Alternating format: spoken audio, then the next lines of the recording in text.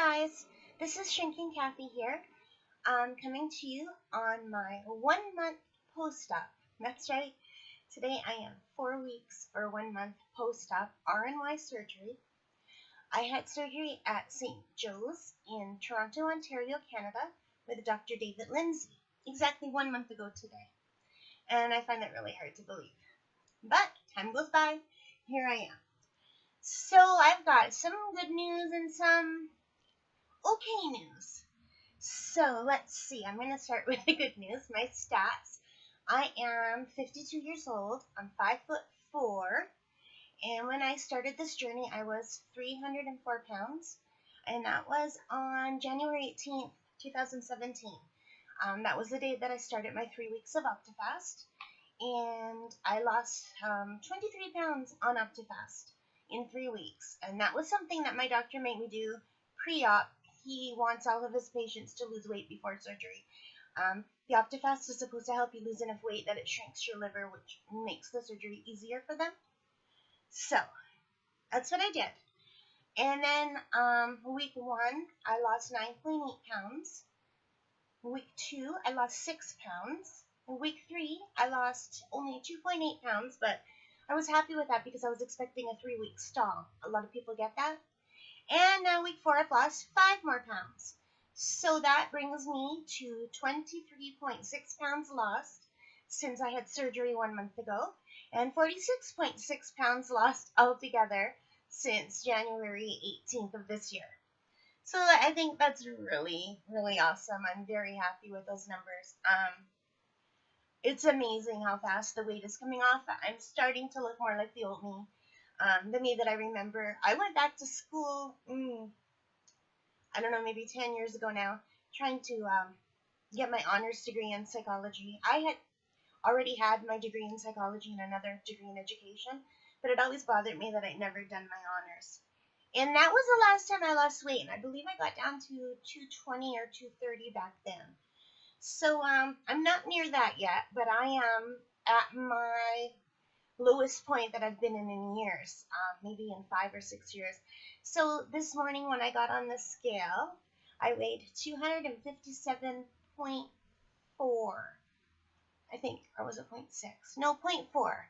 257.4. So I'm in the 250s, which is a real milestone for me. I haven't hit the 250s in a long time. So, and it feels much better going down to the 250s and hitting it than it did going up. Because I remember being so shocked when I hit 250 the first time on my way up, like from 220 to 230, thinking, oh my God, I weigh so much. I never in my life thought that I'd be looking down and thinking the 250s are really good because it's better than where I used to be. I've had to go down 2 sizes in pants. Now, I can't really say they're pants. I usually wear sweatpants because I still have some incisions. I don't know if I can show you my incisions without flashing myself. I'll try. Let's see. I have to lower this a bit. And I don't know if you can see them. The light's bad in here. We had a snowstorm today. Sorry for that. But anyway, they're just little tiny lines, but they're still red. And they still twinge sometimes. Well, only one of them does. The rest are okay. So, but I had to go down a bra size or 2.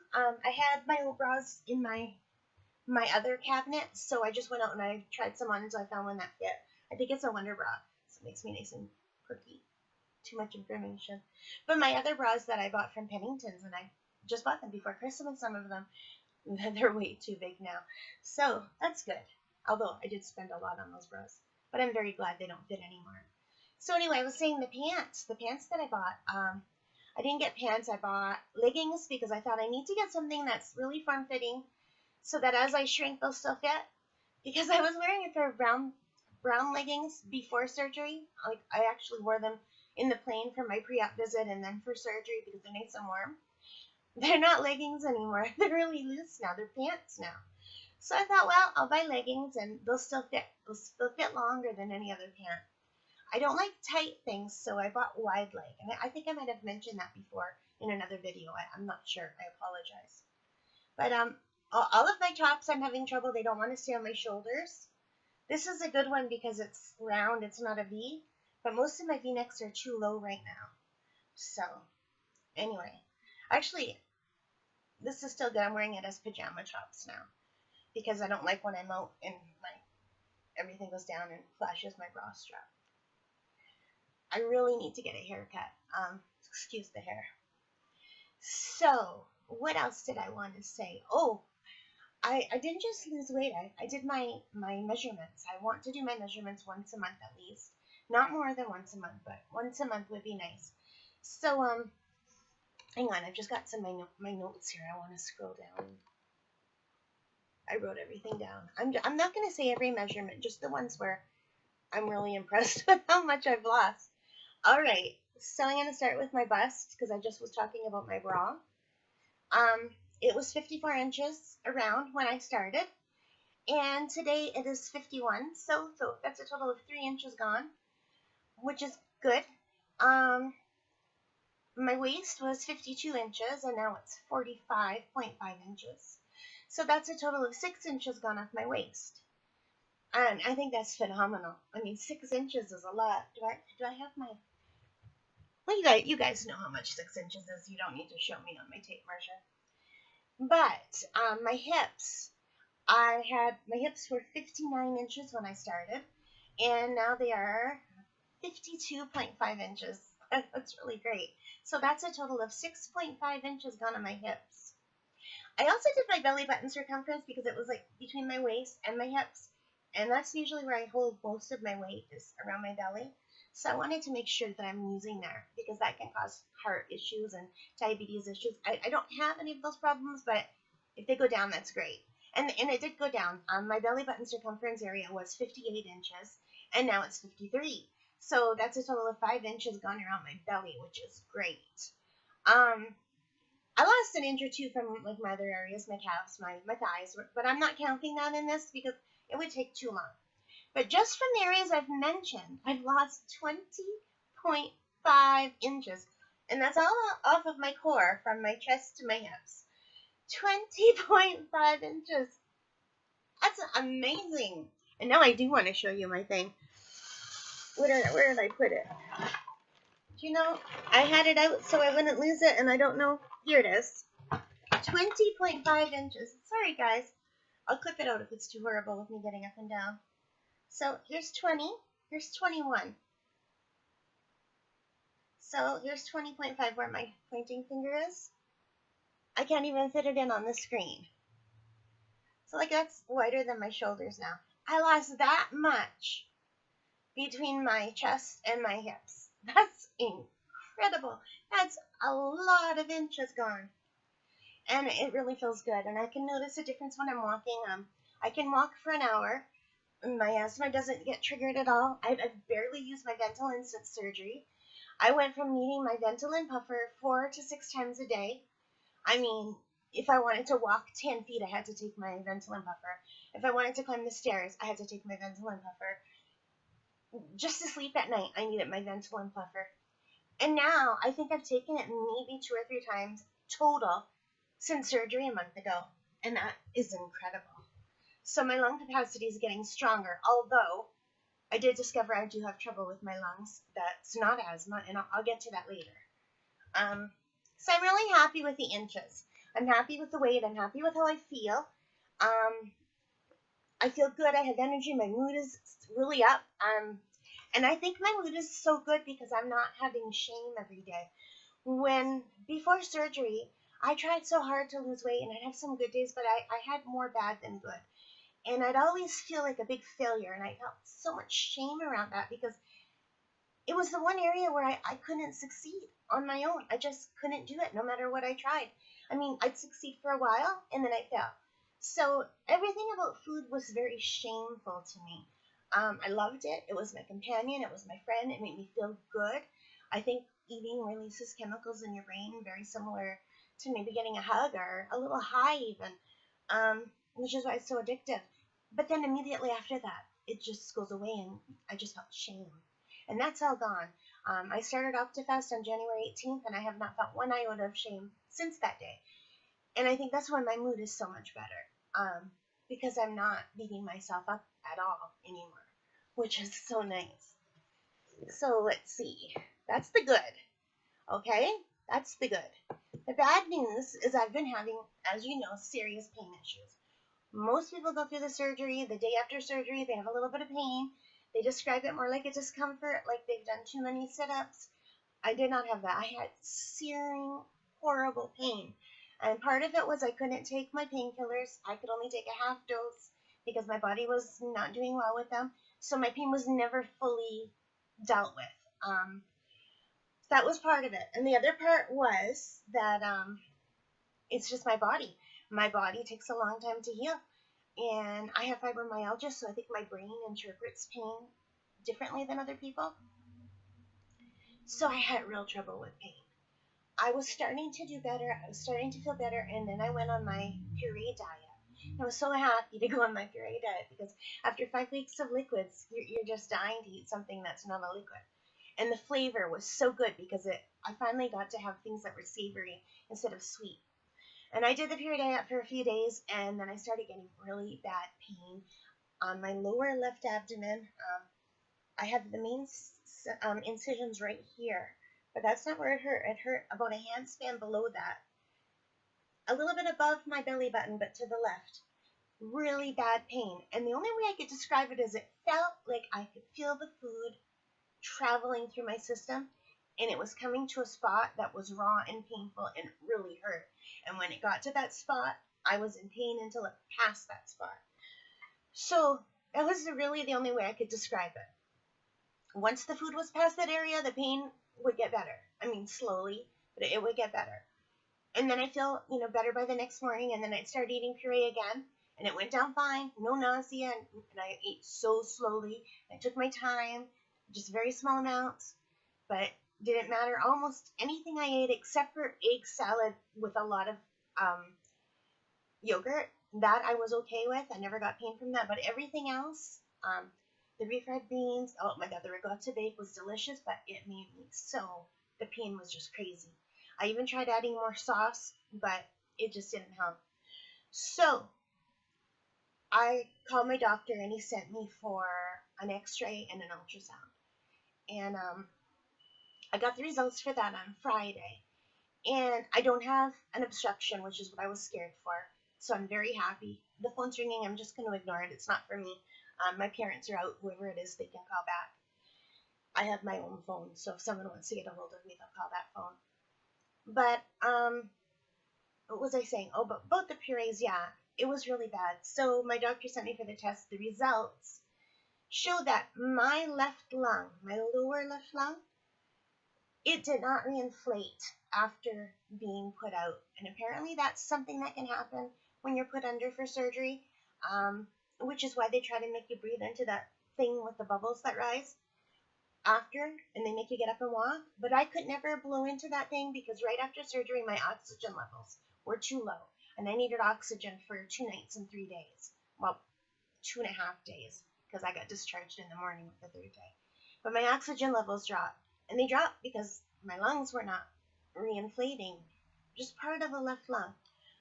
So the radiologist and the doctor told me to do deep breathing exercises every hour, and I've been doing that. And I've also been singing because I used to sing in a choir. And when I sang in a choir, my asthma was so much better than when I didn't sing. So I think that should help reinflate my lungs. And they did say that if I get a fever or become short of breath, to go into the ER. But that hasn't happened, and my breathing is actually much better than it ever has been, even with the lungs that don't want to inflate. And it's just the lower left quadrant of the left lung. The rest are inflating.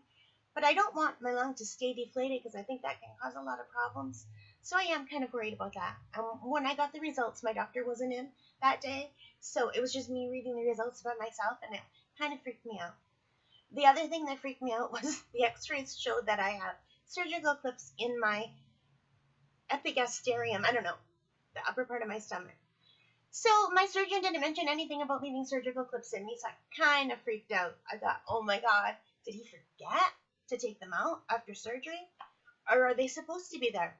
Then I thought, you know what, he's a really good surgeon. He's done thousands of these, and he's done so many RNYs. He's not going to forget.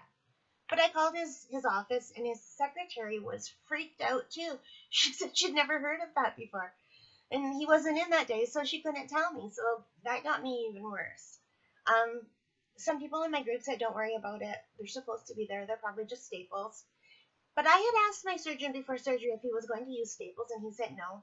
He's using incisions that can dissolve. But I guess he was just talking about the outer incisions and not about the inside. And to be fair, he might have told me something after surgery, and I just don't remember because I was totally out of it. So it wasn't until today, from Friday till today, and today is, let's see, today's Wednesday. So I had to go that long not knowing, because nobody knew. Even in Sudbury, they didn't really know. Although the nurse said they probably should be there, but she wasn't 100% sure. So today I got a call from the surgeon's office saying, don't worry, they're supposed to be there. Everybody has them. It's not going to hurt anything. So that was good.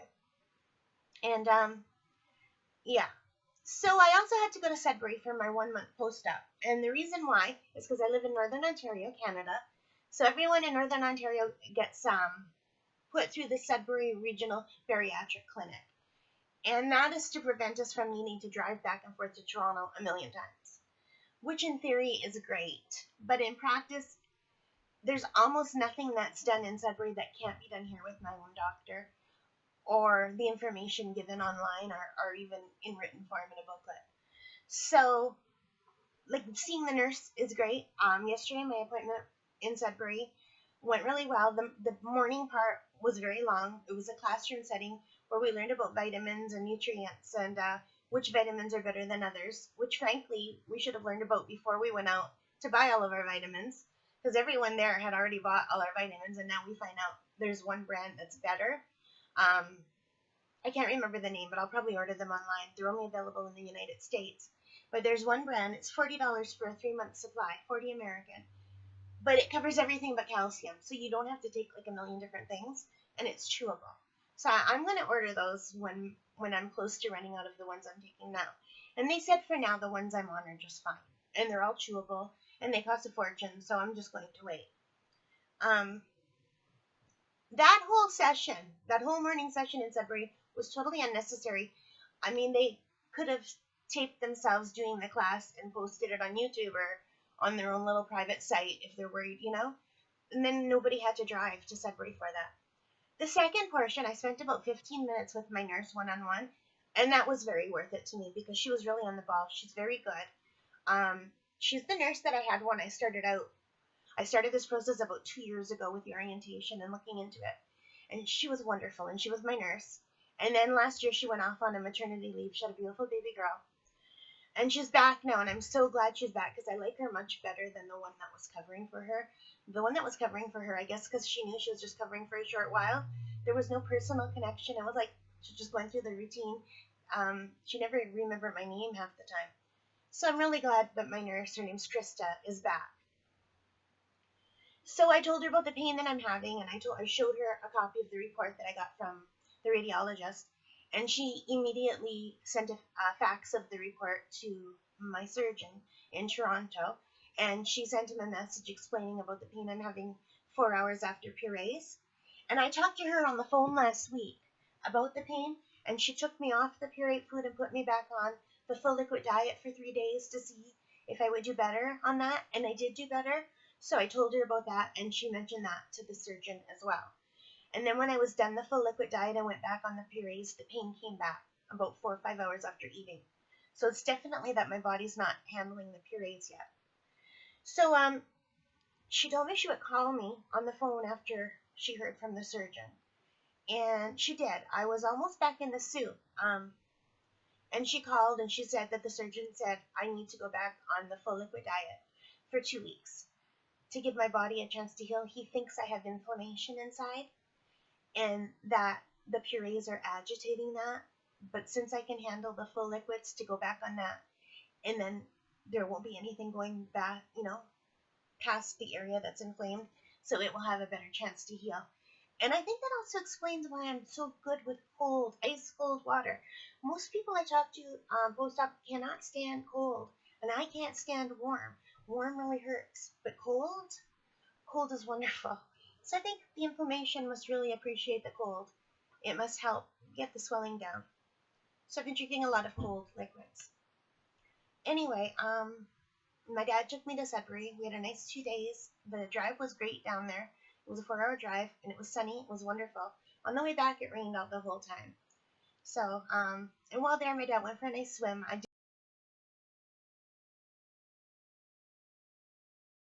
didn't join him because I hadn't been given the go-ahead to swim yet. So, I guess really that's all I have to say this time, other than thank you for watching. For everyone who comments, it makes a really big difference. I appreciate it.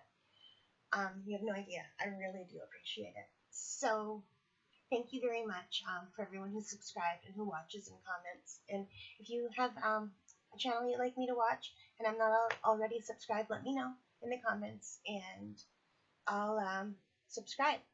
And also, if you had trouble, if you had to go back on full liquids, if you've had the surgery and you couldn't tolerate purees, please let me know how that went for you. All right. I hope you guys take care. Love you. Bye.